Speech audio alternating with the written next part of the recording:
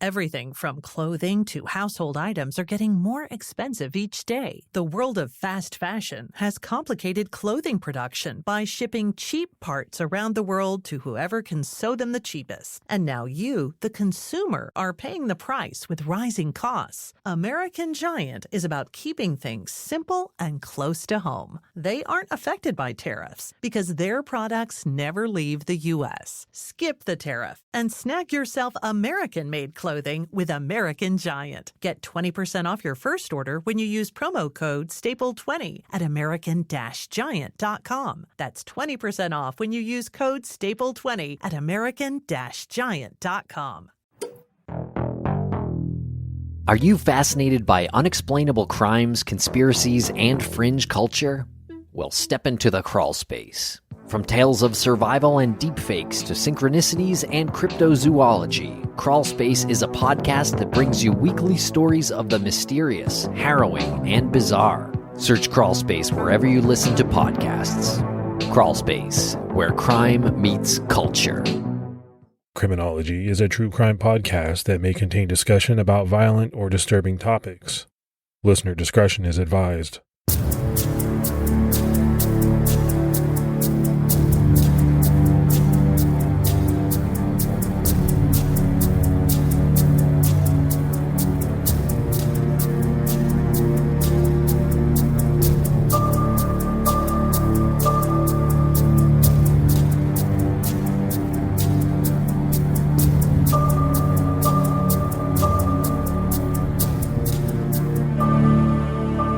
Hello, everyone, and welcome to episode 336 of the Criminology podcast. I'm Mike Ferguson.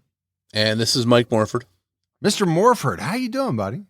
I'm doing good. I'm thinking about Thanksgiving tomorrow. This episode's coming out right after Thanksgiving, but hope everyone had a happy Thanksgiving. But we're talking about what we're going to eat and getting a little bit hungry here. What's going on with you? Yeah, my whole family is getting ready, and I really like Thanksgiving for a number of different reasons. First of all, I love any occasion where I have permission to basically eat as much as I want to. I like that. But most of all, I know my whole family is going to be together under one roof. And, for us, that just doesn't happen as much or that much anymore. Yeah, I like that too. I like getting together with the family, having everybody there, catching up, and then watching some football, and then, of course, taking the nap after the turkey chemicals kick in. Yeah, after the turkey kicks in. So, yeah, it's all good stuff. And then it's also hard to believe that we're officially less than 30 days away from Christmas. I mean, time is really flying by. Yeah, it is, and that means that we're that much closer to CrimeCon 2025. If you have a true crime fan on your holiday list, maybe surprise them with passes to CrimeCon. CrimeCon 2025 is happening September 5th through 7th at the Gaylord's Rocky Resort and Convention Center. And if you want to save some money, head over to crimecon.com and use our promo code Criminology at checkout. That will save you 10% on your standard badges. So before we get started with this episode, just an update on a pretty big case we covered back in episode 277. That was the 1980 disappearance of Charles and Catherine Romer. They vanished in Georgia along with their Lincoln Town Car. Well, it seems that their car and the remains have just been recovered from a pond within eyeshot of their hotel that they were staying at. Very interesting developments, and it's good to see that that's happened, and we're seeing some movement. We'll have to see what else police are able to piece together. But it's a 4-decade-old case, and if anyone hasn't listened to that episode yet, they can go back and listen, or maybe even if they have, maybe re-listen with the latest news reports to help piece together what may have happened. And Morvie and I have done so many cases over the years. Some solved, some unsolved. When you talk about some of the unsolved cases, many of them we don't have any updates on. We don't get much in the way of updates on. But when we do get one, it's a big deal. A lot of these episodes, people invest their own time into studying. And so, the updates for them become very huge. Yeah, it's good for those families that have been waiting for answers for so long to finally get some. So we'll just have to wait and see what the recoveries, if anything, uncover. So now that we have all of that out of the way, it's time to jump into this week's case. We're talking about the death of Amy Mullis, a death that by all appearances seemed at first like it could have been a farming accident. But the closer police looked, the more doubts they had. Her husband, Todd, was ultimately convicted of her murder. But there are some people that think he's an innocent man in prison, while others think he's right where he belongs. On November 10th, 2018, Todd Mullis called 911 as he rushed his wife, Amy, to the hospital. While he spoke to the dispatcher and focused on driving, their 13-year-old son, Tristan, tried to comfort his mother. The Mullis family lived on a farm in Earlville, Iowa, and Amy was the victim of an apparent farming accident. She had been impaled by a large 4-pronged pitchfork. By the time they were on their way to the hospital, she was unconscious and unresponsive. Neither Todd nor Tristan could find a pulse, and Amy wasn't breathing. When the dispatcher asked Todd if he was comfortable trying to perform CPR, he desperately cried, "I'll try anything." To the dispatcher, Todd sounded panicked and confused by the situation, like someone in shock over what happened. When he tells the dispatcher what happened, he doesn't have a concrete answer, but he knew he had to pull a corn rake out of her, and she already hadn't been feeling well that day. So his first thought was that she must have fallen or fainted and landed on it. As soon as he found her, he tried to rush her to the hospital, and he followed all of the dispatcher's directions.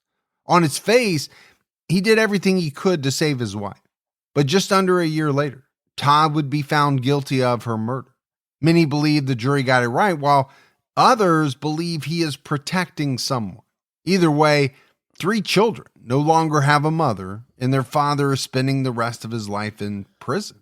And obviously more if we're going to get into all the details, of this case, but when you just take the first part of it, a husband calls 911 and says that his wife has been impaled by this large pitchfork.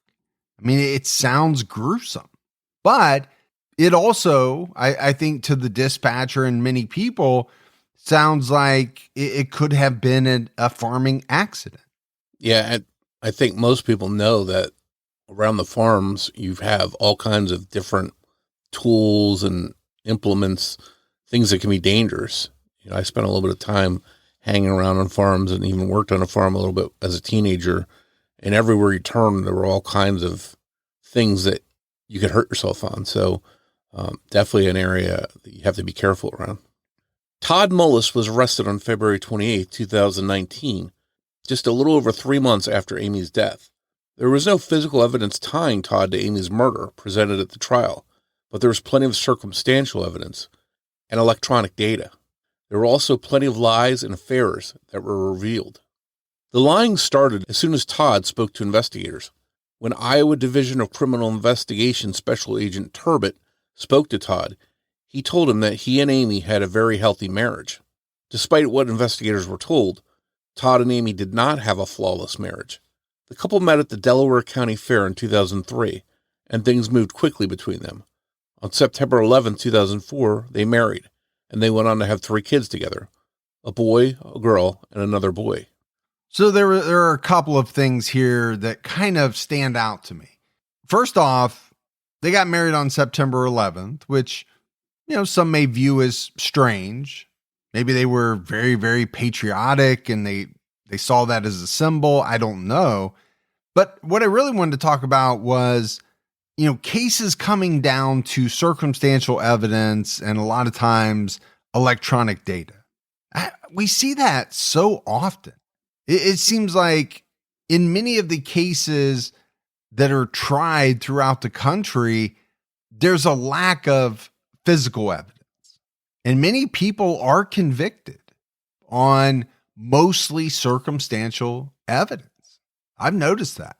Yeah, I think in a lot of TV shows, you see that they wrap up the case and they find all the evidence and they present it in court and it's an open and shut case. Justice is served but it seems in real life that a lot of times they don't have a lot of physical evidence. So a lot of times they have to build a case on circumstantial evidence. And in this instance, we're going to see there's a lot of that. In 2013, Amy had an affair with a coworker at Regional Medical Center, the hospital in Manchester, Iowa, where she was a nurse in the emergency room. Eventually, Todd discovered the affair.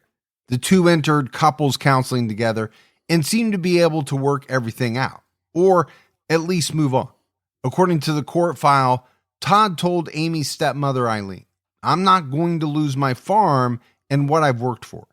Amy quit her job at the hospital and spent all her time at home tending the farm and taking care of the children. Starting around May 2018, Amy began having another affair, and once again it was technically with a coworker. This time, it was with Jerry Frasher, a married father of two who managed a hog operation on Todd's farm. Jerry told the Des Moines Register, "I know she wasn't happy," explaining that she felt like a slave or a hostage around there. According to Jerry, Todd admitted that he needed to know where Amy was at all times. Amy's friend Patricia Christopherson added that she wasn't happy and hadn't been happy for many years.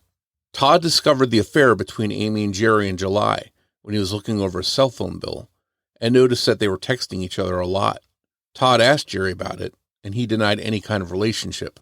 According to Jerry, their texts were just about the farm and their kids, and that was it.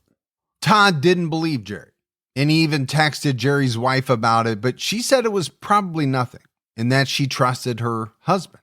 Todd apologized to both Amy and Jerry and dropped it, but he did ask Amy and Jerry to stop texting each other so he could get it out of his mind. They did, but instead of texting, they made new email accounts so that they could stay in contact and continue the affair. Jerry, though, wanted to slow down, but the affair didn't get a chance to slow down or end. Things simply ended when Amy died. At the time of Amy's death, her and Todd had been sleeping in separate beds for 5 months. The fact that Todd didn't mention either affair to detectives was a glaring red flag. He was obviously hiding any motive he could potentially have to kill his wife and was trying to cast suspicion away from himself. But according to Todd, this was a tragic accident, not a case of him murdering his wife. And he wasn't told that they were investigating the case as a homicide for 6 days after Amy's death. So as we break this case down more, I think you have to talk about the affairs. Affairs happen. A lot of people have them. A lot of couples have gone through, a situation like this where an affair is discovered, it's revealed, and the couple has to make a decision on whether or not, first of all, the affair is going to end. And then I think secondly, can they work through it? Can they get past it? And do they even want to try? Yeah, and I think the affairs are certainly, we're getting into motive territory. That could easily be a motive for Todd to murder his wife. But then again, there's a lot of couples that have affairs and work their way through it. As you said, there's no violence involved. The person doesn't knock their spouse off. They work things out. Or they sometimes even get divorced and go their separate ways. Doesn't always lead to violence. No, it certainly doesn't always lead to violence. I think what it does often lead to is the person being cheated on having a real tough time having that same level of trust, right, with their partner. And we kind of talked about it, in this second affair where Amy and Jerry were texting each other. It was said that Todd was very leery of that. Now, would he have been leery anyway? Or was he more leery knowing that Amy had had an affair earlier on? Yeah, it certainly wouldn't build the level of trust. If anything, it would make his trust probably less. Even if Todd was completely innocent and just afraid that admitting to some trouble in their marriage would make authorities think it could be a murder and focus their investigation on him, lying to them about this could have prevented police from learning about or looking at any affair partners to see if they would have had a motive to kill Amy, and maybe more importantly, an alibi. Todd omitting the information about the affairs could hinder the investigation, even if he had nothing to do with his wife's death. And obviously, we all know that the husband is going to be looked at in a situation where police even remotely think it could have been a homicide. Investigators had to find motive. And as we talked about, certainly the affairs Amy had could be motive for Todd to want her dead, but they also dug deeper to see if there could be any other motives not as obvious. It turns out that there was also some tension when it came to how much weight Amy pulled around the farm. In October of 2018, Amy's uncle suffered a brain bleed, and she would frequently travel to his home to help him. This caused periods of time where she would be away from the farm, the kids, and Todd. Texts from Todd's phone show that he wasn't happy with Amy. Messages like, Amy hasn't done any farm chores and maybe does half the housework. That month, Todd's mother accused Amy of spending too much time away from the farm. This was also the month that, while Amy was caring for her uncle, Todd recalls finding the corn rake in the grass. He put it in the red shed, where he insists Amy later fell on it. If Amy wasn't taking care of her part of things in Todd's mind, would that be motive enough to kill her? Amy had an outpatient surgical procedure on November 6th. As far as we can tell from what is described in court records, this was an endometrial ablation, which according to hopkinsmedicine.org is a procedure to remove a thin layer of tissue that lines the uterus in order to stop or reduce heavy menstrual bleeding. After this procedure, which can take anywhere from a few days to 2 weeks to recover from, Amy had a lift restriction of 10 pounds recommended, meaning she couldn't pick up anything weighing more than 10 pounds. This may have further affected what she could do around the farm. And I asked the question, Morf, could this Amy not pulling her weight around the farm be motive enough for Todd to want to kill her? It seems like a strange motive for murder. The one thing I do know is that there is a lot of work to be done on any type of farm. It is go, go, go, work, early to bed, early to rise. I mean, you can use all the cliches, but there's a lot of work to be done on a working farm. Yeah, farm life isn't one where you can sit around and put stuff off and say, I'll do it next week or when I get around to it. The stuff on the farm requires hard work usually every day. So I think you're right. This is a situation where they had to put a lot of effort in to keep up with things. But for me, when I think about a husband and wife who are supposed to love each other, it's always hard to believe that, someone could kill their spouse. We know it happens all the time, but to think about it occurring because one half believes that the other is not doing enough around the house or around the farm, that's a tough one.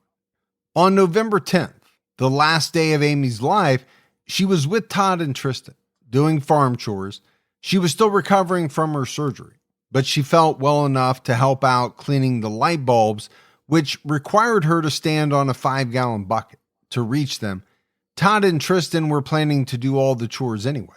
It needed to be done before the piglets were born, and Amy just decided to join them. Todd claimed that Amy wanted to help that day, and that she insisted even when he told her to take it easy. But in emails to Jerry that morning, Amy didn't sound very enthusiastic about it. According to court transcripts, she wrote to Jerry, "Do you know what I'm doing today? Cleaning fucking light fixtures in the barn. WTF." This was her first day really out and about since the surgery, and it showed. According to Todd and Tristan, Amy was weak and experiencing dizzy spells. Eventually, Todd told Amy to go lay down.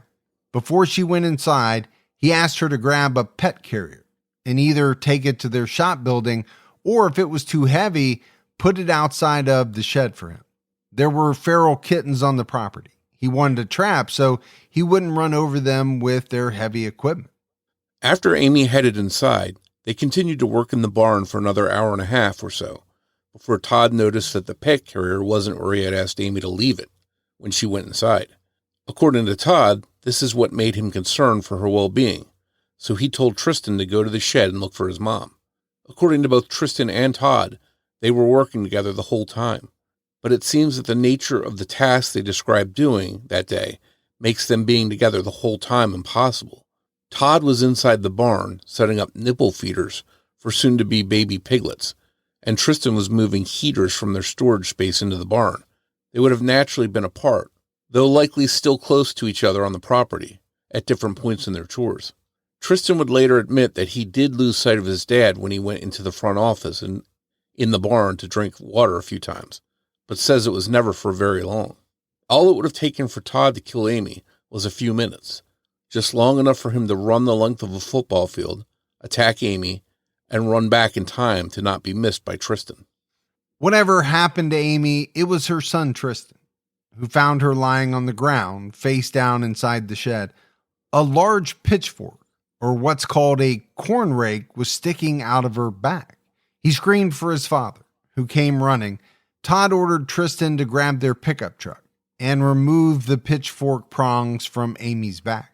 He then put Amy on top of Tristan, who was in the passenger seat, before jumping into the driver's seat and heading to the hospital. Neither Todd nor Tristan called 911 before getting into the truck. According to CBS News, Todd later said that he didn't think to call 911 right away because, in his words, he was a doer. It's a 15-minute drive from their farm to the hospital. At 12:01 p.m., Todd finally made the call while he was driving. He described what, in his mind, must have been an accident. No one knew what happened, but they had to pull the corn rake out of her back, and now she wasn't breathing. He pulled over about halfway to the hospital, as instructed by the dispatcher, and an ambulance met them. They transferred Amy from the pickup truck, and she was taken to Regional Medical Center in Manchester, where she had once worked. Sadly, she was pronounced dead on arrival by her former co-workers. Almost immediately, it was clear that not everything at the scene was adding up. Amy had 6 puncture wounds from the pitchfork, but it only had 4 prongs on it. She would have had to fall onto the rake at least twice for this to even be possible. Both of the falls had to have had the same force or pull too, because you can fall on something sharp and only get a bruise, or a cut, but the wounds from the prongs on the pitchfork were deep. Her lung and liver were punctured, and 2 of the prongs had gone all the way through her chest, causing an exit wound and rupturing her breast implant. The blows came from different directions, with some of the wounds having an upward angle and some of them having a downward angle. According to a Manchester Press article, medical examiner Dr. Kelly Cruz said Amy was struck at least twice, possibly 3 times, with the corn rake. Tristan said he found his mom on her hands and knees, face down, with the rake sticking up out of her back. So the question became, how could she have fallen onto the pitchfork twice? If it was above her, Todd did mention in his 911 call that it was almost like Amy had tried to crawl out of the shed after she had been impaled, but she just didn't make it. But Todd said he had to remove the pitchfork to get her out of the shed because the space was so narrow. How would an injured and dying Amy have enough room and really enough strength to turn herself over in that small shed?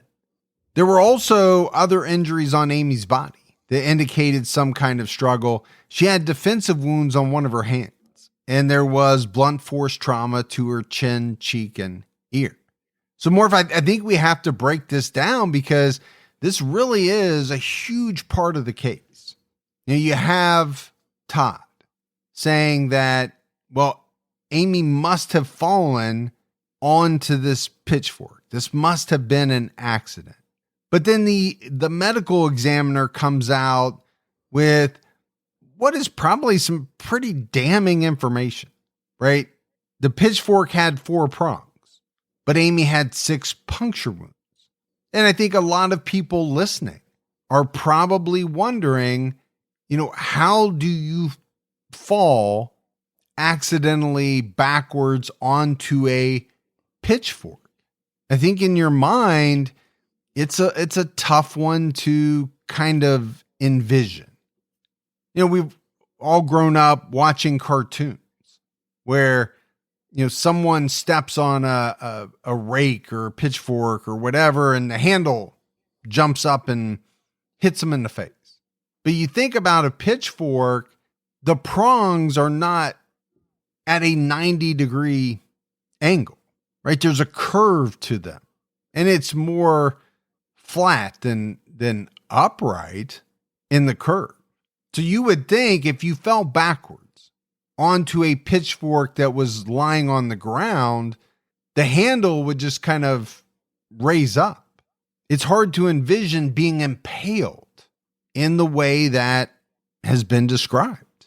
Yeah, well, you would have to think almost that the pitchfork was inverted and sticking up out of the ground at a straight angle, so that if somebody did fall on it, it would puncture her the way that the wounds showed. So it's kind of hard to imagine a situation where that rake could be at that angle and her have this happen. One thing I thought was interesting, if there were 4 prongs on the rake, but 6 punctures, that would mean to me that if she was stabbed with the pitchfork, that somehow some of the holes were hit again in the exact same spot as the first one, which I think is kind of interesting. But the holes, in my mind, if she was stabbed twice, there could be as many as 8 holes in her. The fact that there's 6 makes it seem like some of the holes were penetrated in the exact same spot again. Yeah, either that, or if there was a second stabbing, then only 2 of the prongs hit and the other 2 didn't, maybe. Or I don't know. I mean, again, this is a pretty mysterious case, and we have more mysteries to come. But this is obviously the biggest one. Did Amy fall on this pitchfork, and did she fall on it twice? I think for many people, that's a tough one to believe. Todd telling Tristan specifically to go look in the shed is one of the circumstances that many people think point to his guilt. He needed it to look like an accident, so he needed Tristan to find her so that he could seem completely uninvolved and put on an act. When Amy was discovered in that shed, it was long after she should have already been inside the house. The pet carrier not being down could have meant Amy changed her mind and decided to head straight inside the house without doing this task, which would be understandable if she wasn't feeling well. It also could have meant she tried, but in her weakened state, she wasn't able to lift it, so she decided to go inside and rest. To tell Tristan to go look for her in the shed seems like it is to assume that something has happened to her and that she's still inside that shed. Directing Tristan to the shed was probably Todd's most damning error. And I see what people are pointing out here. A lot of people, right? This does come up in many cases. The perpetrator wants someone else to find the victim so that the perpetrator can then make it look as though they had no idea what was going on. Someone else found them and they craft a response to that situation. But many people think that Todd specifically instructing Tristan where to look means that he knew exactly where Amy was. So from the physical evidence, it seems Amy was attacked. Tristan didn't see his dad, Todd, do it and stated he was only away from Todd for a few minutes. But what if somehow Todd didn't do it? Could someone else have? As we said in the beginning of the episode, there are those who believe that Todd Mullis is innocent. And if he is, he may be protecting his son Tristan by taking the fall. According to Todd, Tristan was aware of the affair Amy once had with her coworker, and it had actually bonded the father and son. At Todd's trial, Tristan was asked about a time that he came home from school to see Amy crying. This was late summer or early fall in 2018, so not long before her death. Todd explained to Tristan that They were arguing because she was talking to another man. Could Tristan have attacked and killed his own mom? Perhaps out of fear that she would break up the family. Tristan hasn't been charged at all in relation to his mom's death, and any mention of him possibly being responsible is just part of the theories that, some people put forward. Thinking about this theory, though, that Todd covered for his son Tristan after Tristan killed Amy, with his young age, it's possible Tristan could have received a lenient sentence. It would have made more sense for Tristan to cover for Todd than it would have for Todd to cover for him. Todd's attorney told the Telegraph-Herald, to believe Mr. Mullis murdered Mrs. Mullis, one must also believe the children were in a conspiracy with their father to cover up Mrs. Mullis's murder. It's meant to sound outlandish, but it has happened before. Despite doubts by some people that Todd is guilty of murdering his wife, there are multiple conversations Amy had with friends that strongly suggest the right person is in prison. According to the Dyersville News, one of her friends told detectives that just months before her death, Amy said that if Todd found out she was having another affair, he would, quote, throw her to the pigs. Some of her friends would jokingly call her POT wife, with POT standing for prisoner of Todd. Near the end of August, she told the friend that if anything happened to her, they should look for her body in a wooded area she and Todd had recently purchased. Amy also feared Todd would kill her and told her friend that in the event she was ever found dead, suspiciously, that it would be Todd who was responsible, saying, "You'll know Todd did something to me." And, this does come up every now and then, where one spouse tells a friend or multiple friends, if anything ever happens to me, my spouse did it. And, every time I hear that, Morf, I'm blown away. I just can't imagine being in a relationship where you could even think that your spouse could possibly murder you. I guess it's just not the type of relationship I have, and the type that I think most people have. Yeah, and I think all of us maybe have joked one time or, about knocking off their significant other. My wife has joked about that with me. I've joked about that with her. But if there was ever anything going on between a married couple and there was a situation where there were bad feelings, bad blood, things weren't going good in the marriage, and somebody made that statement, it takes on a whole different meaning. It's not just joking around. You can see why that was taken serious. Even mutual friends of the couple feared what Todd's reaction would be to news of another affair. According to court documents, one friend warned Amy, "You're putting yourself in a really dangerous situation because Todd is just the person you don't mess with." She added that Todd is going to kill you. In the late summer, Amy called her friend and former coworker, Deb Sherbring. Deb told the Manchester Press she was crying hard. She was very upset. Amy begged Deb to squash any rumors she may hear of an affair. And we know more from all the research that we've done that historically the most dangerous time for a woman is when she leaves her partner.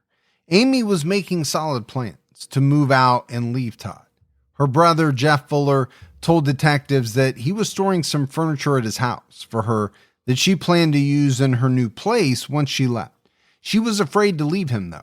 According to court documents, Amy told Jerry, the man she was having an affair with, "If he catches me, he might make me disappear." Amy's stepmother, Eileen, disclosed that an angry Todd Mullis was clear that he wasn't going to lose the farm over this. Amy believed that she would receive $2 million as part of a trust and would become sole owner of half of the property on the farm. Todd was facing having to pay Amy even more to operate his farm going forward. Todd was passionate about farming. Amy worked in healthcare. As a nurse in the emergency room department, her passion was likely helping people. Todd, who purchased his first farm in 1999, had a farm for years before he even met Amy, which was in 2003. She moved in with him and they lived together on his farm. farming was clearly his thing, not hers. Todd's father and both of his brothers were also farmers. They all had their own farms within a few miles of each other. Though Amy was willing to help out with the operation, it wasn't her dream like it was for Todd. And I do think this is an important part of the equation. You know, how many times have we seen when, and it typically is a male in the relationship, feels like they're going to lose a big chunk of themselves, meaning money, property, visitation rights, parental rights. These are clearly motives for a lot of the crimes that we talk about.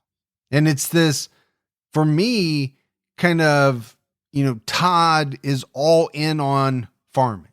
Could he have felt threatened enough that he was losing his farm or would lose part of it, that he would commit murder? Todd really put it best himself.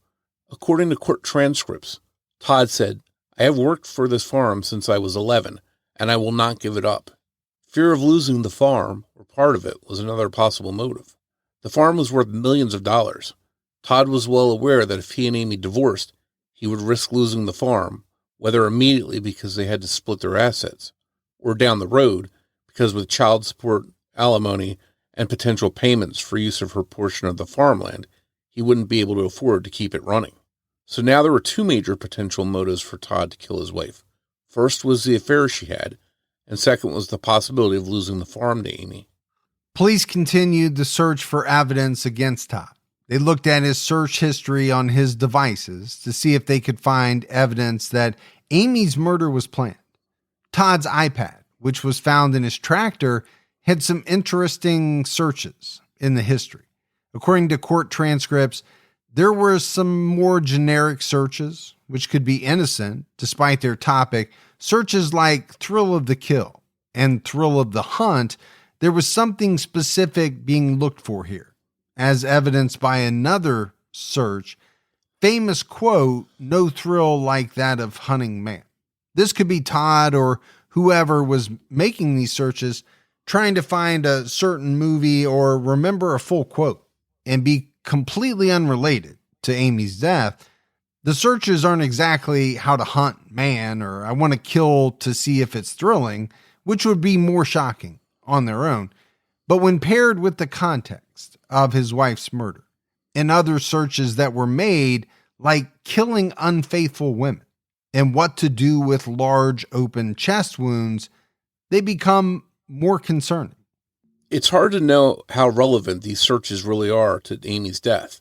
Some of them date back to before Amy's affair with Jerry ever started, when everything was supposed to be fine between Amy and Todd due to the couples counseling they were going to. According to Court TV, at 3:04 in the morning on Christmas 2017, there was a search for, "Was killing more accepted centuries ago?" On January 5th, 2018, there was a search for characteristics of cheating woman. Just before 3 in the morning, someone clicked on an article about infidelity stats. A few minutes later, they clicked on a Psychology Today article about women who cheat. Minutes later, they were reading about 6 traits almost every cheating woman has, and 16 facts about cheating women. Then there were Google searches. What did ancient cultures do to infidelity? And did ancient cultures kill adulterers? And I think, there might be some people split on these searches. I think an argument could be made that, this is a husband who was cheated on, who is worried about that, possibly being cheated on again, and is kind of fixated on reading articles about the traits of cheating women. I mean, to me, this is a far cry from, how do you plan a murder? How do you get rid of a body? These are not the most incriminating internet searches that we've talked about.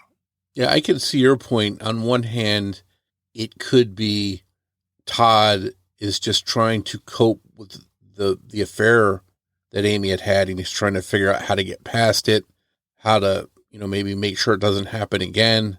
But on the other hand, it could also appear that he's just hung up on it and doesn't trust her and thinks she's going to cheat again. And he's just obsessed with finding out whether or not she's cheating.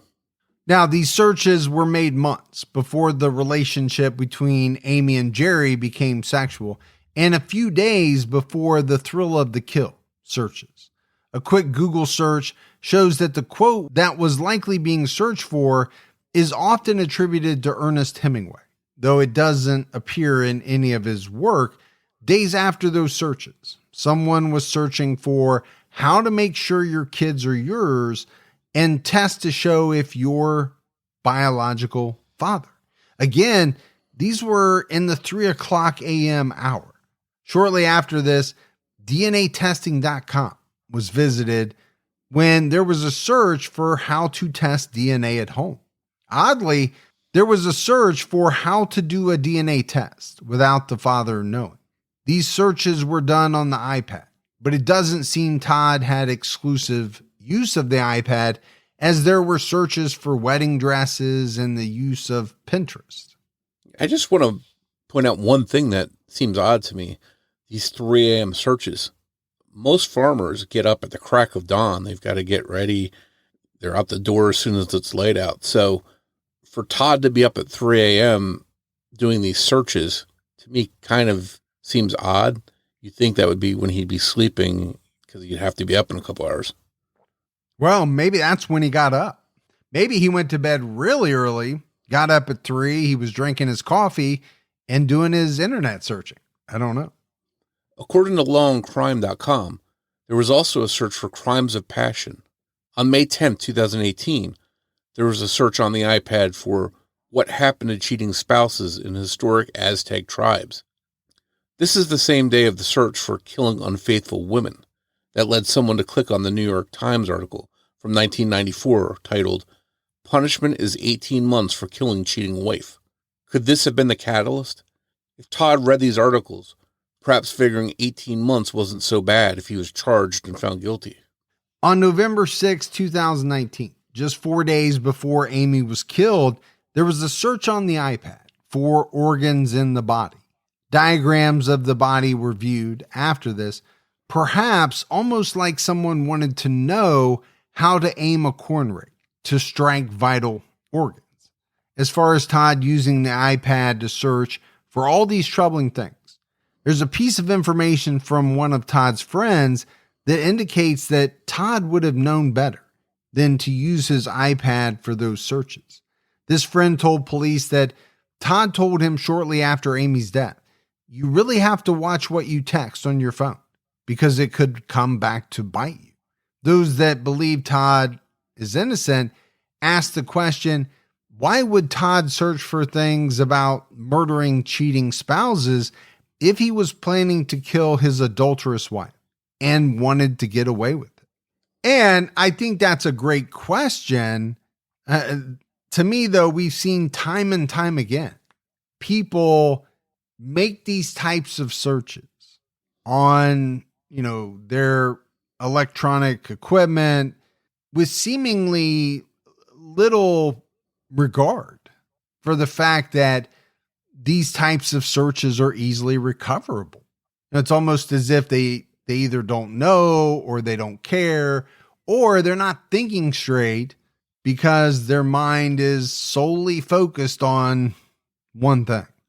And maybe Todd thought that the police would definitely search his phone, so perhaps he thought he could do it on this iPad and hide the iPad, or they wouldn't know about it, and he might not ever have those search results come back to haunt him. For what it's worth, detectives didn't just focus on Todd alone and refuse to believe that anyone else could be responsible. Investigators also looked into Jerry Frasher in case something had soured between him and Amy that could have potentially led to him being responsible for her murder. According to the Manchester Press, Patricia Christopherson, a friend of Amy's, said that Amy said she was done with Todd and talked about wanting to be married with Jerry eventually. Jerry was a married father. He had a wife and kids, a family of his own. While Amy may have been done with Todd and dreaming of a future with Jerry, he might not have felt the same way about her. Maybe he wasn't done with his wife and didn't see a long-term future with Amy. Their affair had caused him issues at work, with Todd being suspicious. And now his wife had been alerted to the relationship. It could have been causing more trouble than it was worth to him, and it could have given him a motive to murder Amy. Jerry had an alibi. However, he was out of town. The day Amy died, his phone wasn't just pinging somewhere else. It was actively being used. You could argue that he could have enlisted someone else to help him create a false alibi and use his phone while he went to the Mullis property. But this creates issues of its own. Both Tristan and Todd were also home and active on the property. Neither one saw Jerry or any sign of anyone else at the farm. And while Jerry may have known that they would be home that day, and even that they may have planned to work in the barn that day, he wouldn't know that Todd would ask her to go to the red shed, where he would have needed to be lying in wait to attack her. As far as we know, Amy wasn't pressuring Jerry about leaving his wife. When she started talking about really leaving Todd, she was ready to do it by herself. According to one of the couple's mutual friends, it was not so much anymore she would leave for Jerry, but she would leave on her own. So I think the police did the right thing here in looking at Jerry, because anytime you have an affair, it's not always the spouse of the person that's married that might be a suspect, but the person in the relationship that's having the affair may feel jilted, or as we talked about, maybe they felt pressured that their family was going to be destroyed. So the police had to make sure Jerry wasn't involved, but from everything that they could gather, he had no involvement, and it was pretty clear that he couldn't have done this. Well, and I think especially when it came out that Todd had made Jerry's wife aware of what was going on, the police have to look at Jerry as a possibility. And it sounds like they did, and they ruled him out. Despite Todd Mullis always claiming it was a terrible accident that took Amy's life, he was arrested on February 28, 2019, just a little over 3 months after Amy's death, and he was charged with her murder despite no hard physical evidence linking him to her death, and there were no eyewitnesses. At trial, Todd took the stand, and during cross-examination, he agreed that Amy's death was not an accident and that someone had stabbed her multiple times with the pitchfork. He could not think of anyone, even as he sat on the stand at his own trial, who would have wanted to kill Amy, including Jerry. One big thing that came up at trial was what prosecutors claimed Todd whispered during the 911 call. According to prosecutors, Todd whispered "cheating whore" and "go to hell, cheating whore" to Amy. The recording is not that clear, and we didn't hear anything that definitively sounded like those words. While Todd was driving to the hospital, the dispatcher told him to pull over and meet an ambulance that was en route. In the time between pulling over and the ambulance getting to them, Todd performed CPR. What the state said was "cheating whore" could have been 3-4, as he counted the compressions out loud. Something that many people find suspicious is that there was a camera surveillance system on the farm property, but no footage from the day Amy died. One of the cameras had no footage from October 29th and after, but did have footage from November 11th and every day until the system was seized by authorities. There was no proof that anything was deleted from the camera system, but it didn't look good for Todd. He claimed that cats on the property trying to warm up had likely knocked the receiver over, which he didn't notice until he was told to check the cameras after Amy's death. Todd not thinking to check his own surveillance system for an intruder or for any clues as to what happened to Amy just makes it seem like he knew there wouldn't be anything to see. And again, we're talking about a lot of circumstantial stuff here. But, when you put yourself in the position of Todd Mullis and your wife dies, and you have a surveillance camera system on the property, you're grieving, yes, all of that, but at some point pretty quickly, wouldn't you want to check and see what the surveillance camera footage showed? Maybe it showed an attacker. Maybe it just showed Amy's movements and would help, put the pieces together. Sometimes it's the absence of something that can help tell a story. The not doing of something. And in this example, it's Todd not checking the video surveillance system that makes many people suspicious of him. And, not to stick up for Todd, but it could have been a case where he's overlooked it, not thinking of doing that. And the police are the ones that brought it up to him that he should check it. So it's easy to point fingers at him for not checking it, but it just may not have been something he was thinking about after this happened. Well, I think it's a great point, right? A husband could be in grief, not thinking maybe as clearly as they would on a normal day or in a normal situation. But nevertheless, it's something for the jury to consider.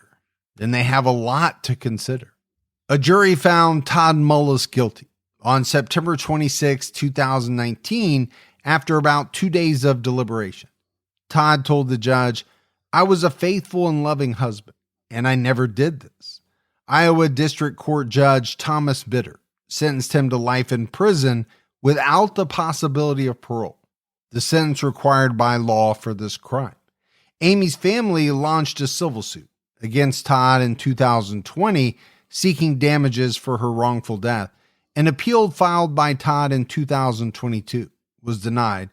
In April 2023, it was reported by KCRG.com that Todd Mullis filed a motion for a new trial due to evidence of material facts not previously presented and heard that requires vacation of the conviction. One of the reasons Todd wants a new trial is because he claims he never believed this was a murder and wanted to argue at trial what really happened, that it was an accident. But his attorney didn't listen. His attorney told the jury that Amy was the victim of a vicious homicide. His argument was that the homicide was not committed by Todd, not that it never happened. And I think this is one of the dangers of putting your client on the stand, why a lot of defense attorneys never do that, because things can be twisted, or the person that's on the stand could slip and say something that damages their case. Well, and obviously you're opening them up to cross-examination in a way that they wouldn't be if they were not put on the stand by the defense. Now, we see all types of things come up as reasons for appeal, ineffective assistance of counsel. That's a biggie. This is one that, is a little different for me. Todd is saying he thought this was an accident all along, but his attorney went with this was a homicide. It just wasn't committed by Todd. But what I'm still struggling with, Morf, is how could this have been an accident? 4 prongs on the pitchfork, 6 puncture wounds. How was this pitchfork arranged so that even if Amy was dizzy, had fallen, that this thing punctured her in the back in a way that killed her and punctured her repeatedly, more than once? I'm just struggling to envision a scenario in which this could have been an accident. And if it wasn't an accident and was murder, there were only 2 people on the farm that day, and there's no evidence that anybody snuck in somehow undetected while they were working, killed Amy, and then snuck away and were able to get away scot-free. That's not very likely. So if it is a case of murder, then it seems like it would have to be most likely Todd. Todd Mullis is currently incarcerated at the Iowa State Penitentiary in Fort Madison, Iowa. He still maintains his innocence. It's been reported that the 3 Mullis children are with Amy's family. This is a tragedy for their kids because now they have neither of their parents, and they have to deal with the knowledge that their father killed their mom. Again, though, there are some people that believe Todd Mullis is innocent. It remains to be seen what will happen as far as appeals, and if any new pertinent information will come to light. For many people, it's clear that Todd murdered his wife. The issue some people wrestle with is the why. Was it because Amy had had affairs? If that was the case, why not just divorce her rather than murder her and give up your freedom? But, sometimes these cases don't make sense. You can look at cases where husbands made the terrible decisions to murder their wives when they could have simply left them and started over. You see it in a lot of high-profile cases. Sometimes it just doesn't make sense that this outcome is what happens, but sadly it happens more than we'd like to think. So, I asked the question, was it because Amy had affairs? I think the other question is, was it because Todd found out that Amy was planning on leaving him? And he was so worried about what was going to happen to the farm in the case of a divorce. Would it have to be sold? Would he have to pay Amy for her share? Would he be able to do that and still operate the farm? There's alimony, child support, all of these things to take into consideration. And we never know every piece of evidence that the jury hears in a case. But obviously, at the end of the day, a jury of his peers convicted Todd Mullis. So they believed that he murdered Amy. And the one thing is clear, this marriage had problems, whether you support Todd or think he's guilty. There clearly were issues in this marriage where he had motive, financially, the affairs, whatever it may be. And also, Amy was telling people she was worried about her safety and if anything happened to her, to where to look for her body. So I always ask myself in these cases, if there's that much unhappiness and lack of trust in a relationship, I wonder why some people stay in it for that long until it, up to a point where it leads to this kind of outcome. Well, I think it's easier said than done to extricate yourself from some of these situations, right? You have children, you're married, and we said it, right? A lot of times it's the moment that someone leaves or when they make the decision to leave that can often be the most dangerous time. And that could be what happened here. I think what draws many to this case is obviously there are some strange facets to it. The fact that Amy was impaled by this pitchfork to her back, not once, but multiple times. It doesn't scream out accident. You add that with the affairs, the things you just talked about, her telling friends that, hey, if I'm ever found dead, it's most likely Todd, and my body is probably going to be in this wooded area. I mean, people don't tell their friends those type of things unless they're worried or unless they're really going through some things. Yeah, and we'll never know all the details about what happened, what conversations there were between them. But at the end of the day, I feel really bad for the kids because they've got one parent that's dead and one that's in prison for the rest of his life. And not just that, but Tristan had to find his mom like that. And if Todd did this, then it makes him an extra terrible person to let his son find his mom like that. And not just let, but direct, right? He directed his son to go look in a place where if he's guilty, he knew Amy was going to be. So I'm with you. That adds an extra layer of wickedness to Todd.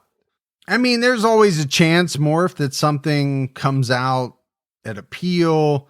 I don't know. People have been thinking that some big bombshell is going to come out about Scott Peterson for how many years now? And we've yet to see it, but you never say never. All I can do is look at the known evidence and know that a jury looked at everything and they came to a decision, and you have to kind of go with that decision. Yeah. Anytime a jury of your peers finds you guilty, in their minds, there was enough there to come to that conclusion. It's hard to argue with that. But it doesn't mean that juries haven't gotten it wrong, right? Prosecutors have gotten it wrong. The evidence turns out to not be what it appeared to be, but we'll have to wait and see in this case. And we may never know anything more than we know today. But that's it for our episode on Amy Mullis. If you love the show, but haven't done so yet, take a minute, go out, give us a 5-star rating. You can leave a review. Also, keep telling your friends. Word of mouth about the Criminology podcast really helps us out. If you want to find us on social media, we're on X with the handle @CriminologyPod. You can also find us on Facebook by going to facebook.com/CriminologyPodcast. And you can join our Facebook discussion group, Criminology Podcast Discussion and Fans. So that's it for another episode of Criminology. Hope everyone had a great Thanksgiving holiday. Before you know it, it's going to be Christmas time. But Morf and I will be back with all of you next Saturday night with a brand new episode. So until then, for Mike and Morf, we'll talk to you next week. Take care, everyone.